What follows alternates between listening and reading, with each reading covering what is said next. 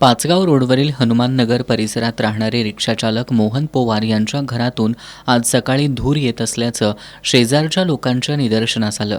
त्यांनी पोवार यांच्या घराकडे धाव घेत आग विझवण्याचा प्रयत्न केला. त्यावेळी घरात त्यांना मोहन पोवार यांचा अर्धवट जळालेला आणि गळा चिरलेल्या अवस्थेतील मृतदेह आढळून आला. स्थानिकांनी जुना राजवाडा पोलिसांना याची माहिती दिली.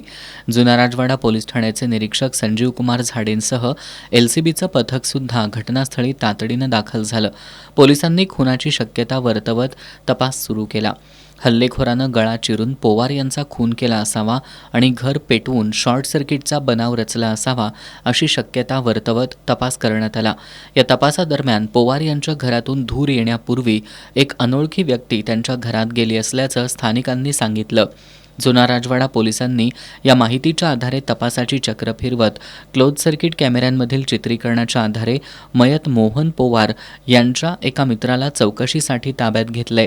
त्याच्याकडील चौकशीतून या खुनाचा छडा लागण्याची शक्यता पोलीस निरीक्षक संजीव कुमार झाडे यांनी व्यक्त केली आहे.